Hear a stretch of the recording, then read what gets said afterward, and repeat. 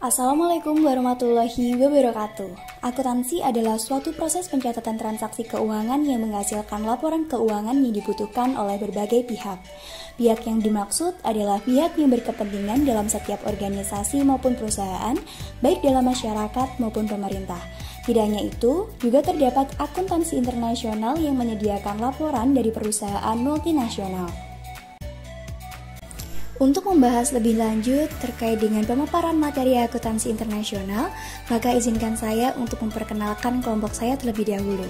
Roro Mutiara Mayang Armadanis dengan NIM 2003-1010064, Dwiki Latifu Mukni dengan NIM 2003-1010089, Dia Sayakti Hayuningrum dengan NIM 2003-1010066, Della Rasita dengan NIM 2003-1010083, dan saya sendiri, Adelia Rahma Sabira dengan NIM 2003-1010096.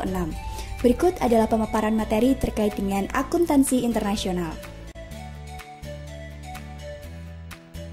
Akuntansi merupakan bahasa bisnis.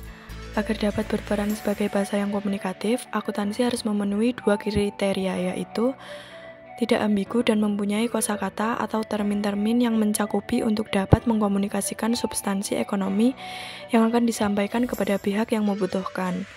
Bahasa berkembang sesuai dengan perkembangan kebutuhan masyarakat. Bahasa primitif relatif tidak memerlukan kosakata yang besar, karena substansi yang dikomunikasikan juga relatif sedikit.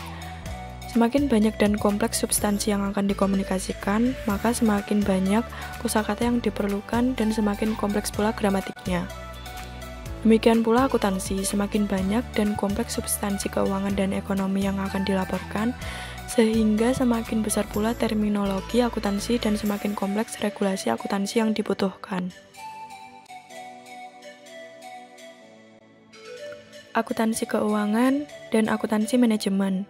Manajemen mempunyai akses terhadap proses penyusunan laporan keuangan yang lain, yaitu pemakai eksternal, tidak mempunyai akses terhadap akses penyusunan laporan keuangan dan informasi privasi, dalam pengertian informasi yang tidak disajikan dalam laporan keuangan.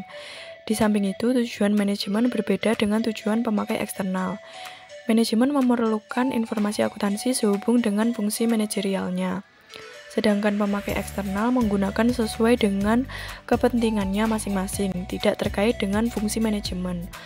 Oleh karena itu, timbul dua tipe akuntansi, yaitu akuntansi manajemen yang digunakan untuk memenuhi kebutuhan informasi bagi manajemen dalam melaksanakan fungsi perencanaan dan pengendalian serta pengembalian keputusan yang terkait dengan operasi perusahaan, dan akuntansi keuangan yang digunakan untuk memenuhi kebutuhan pemakai eksternal akan informasi keuangan yang terkait dengan perusahaan yang bersangkutan.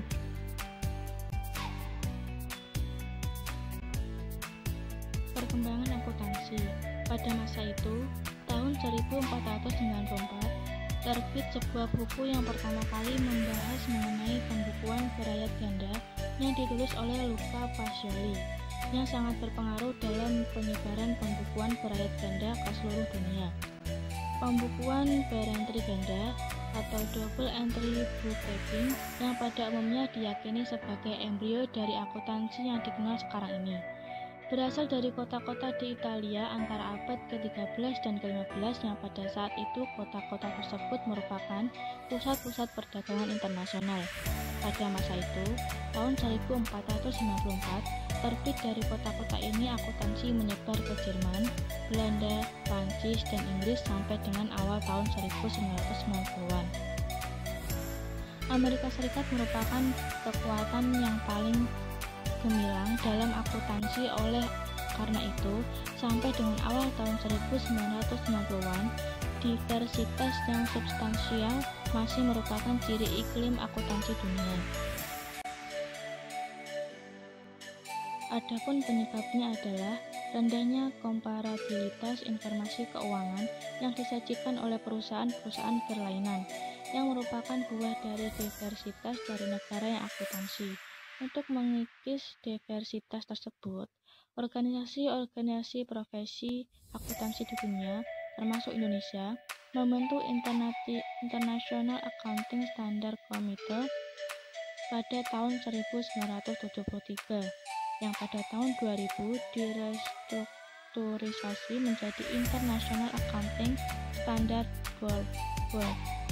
Tujuan didirikan International Accounting Standard Committee adalah membuat serangkaian regulasi akuntansi yang menghasilkan akuntansi yang dapat berfungsi sebagai sebuah bahasa bisnis yang komunikatif secara internasional sehingga transaksi bisnis lintas batas dapat berjalan dengan baik.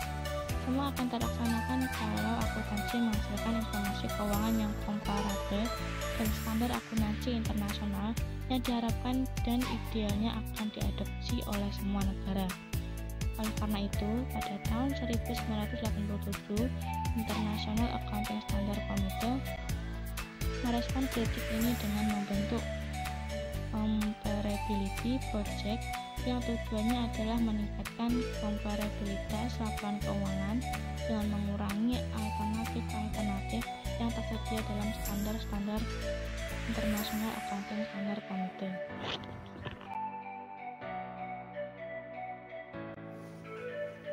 Diversitas akuntansi.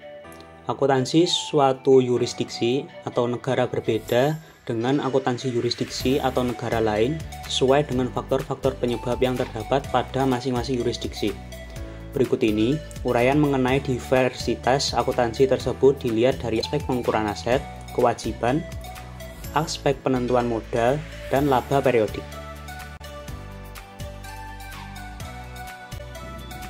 Yang pertama, pengukuran aset dan kewajiban. Dalam pengukuran aset dan kewajiban, diversitas akuntansi dapat disebabkan karena perbedaan mengenai dasar pengukuran atau perbedaan sumber daya yang diukur. Para akuntan masih mengukur sebagian besar aset atas dasar cost historis atau historical cost.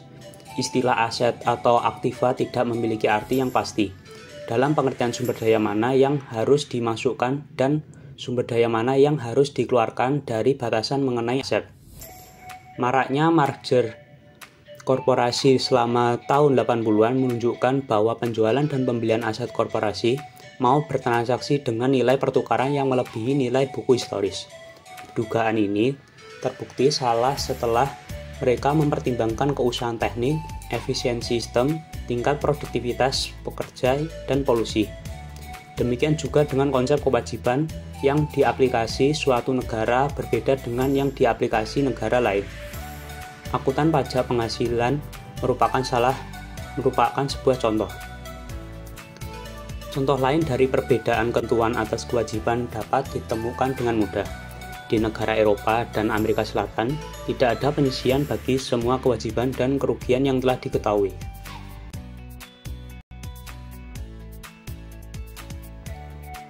Yang kedua, penentuan modal dan laba periodik.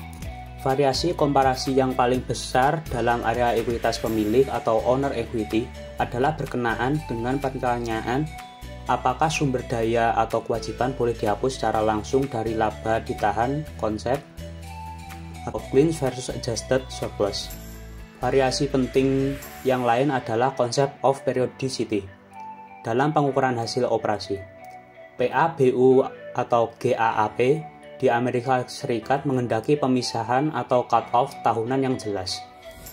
Yang juga penting adalah basis bagi penentuan laba periodik. Negara-negara berbahasa Inggris, misalnya Amerika Serikat dan Inggris, biasanya membuat perbedaan antara laba keuangan atau laba buku yang dilaporkan kepada investor, kreditor, karyawan, dan pihak-pihak ketiga lainnya, dan laba pajak yang dilaporkan kepada badan pajak, sehingga disebut rezim pelapor rangkap atau dual reporting regime.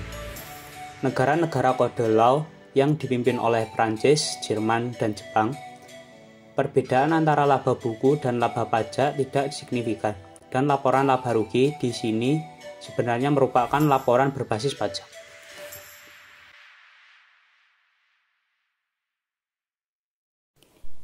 Peran akuntansi internasional. Akuntansi internasional berperan sebagai penyedia informasi serta sumber jawaban untuk segala urusan yang berhubungan dengan laporan keuangan perusahaan, yang mana nantinya akuntansi internasional akan mempermudah perusahaan dalam mengakses laporan keuangan di sektor internasional. Korporasi multinasional dan keterlibatannya dalam bisnis internasional. Perusahaan yang paling rendah tingkat globalisasi bisnisnya adalah perusahaan yang mempunyai transaksi utang piutang dalam valuta asing atau falas. Sementara, yang tingkat globalisasinya paling tinggi adalah korporasi multinasional atau MNC (Multinational Corporation). MNC adalah perusahaan yang terlibat dalam produksi dan penjualan barang atau jasa pada lebih dari sebuah negara, dan untuk karakteristik perusahaan multinasional adalah alokasi sumber yang terkoordinasi secara global oleh sebuah manajemen di pusat. Pengertian akuntansi internasional. Akuntansi internasional mencakup akuntansi keuangan dan akuntansi manajemen yang berdimensi internasional. Ini berarti bahwa akuntansi internasional bukan merupakan tipe akuntansi tersendiri. Akuntansi keuangan berkenaan dengan pelaporan keuangan untuk para pemakai eksternal, sedangkan untuk akuntansi manajemen berkenaan dengan penyediaan informasi untuk membantu manajemen dalam mengoperasikan perusahaan dalam rangka mencapai tujuan perusahaan yang telah ditetapkan. Lingkup akuntansi internasional. Lingkup akuntansi internasional berbeda dengan akuntansi biasanya.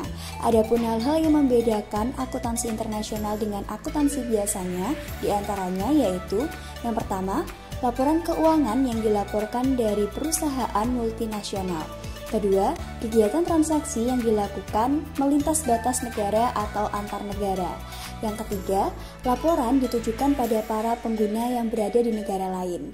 Keempat, adanya perpajakan internasional. Dan yang terakhir, adanya transaksi internasional. Demikianlah pemaparan presentasi dari kelompok kami terkait dengan akuntansi internasional. Semoga bermanfaat dan sampai bertemu di lain waktu. Wassalamualaikum warahmatullahi wabarakatuh.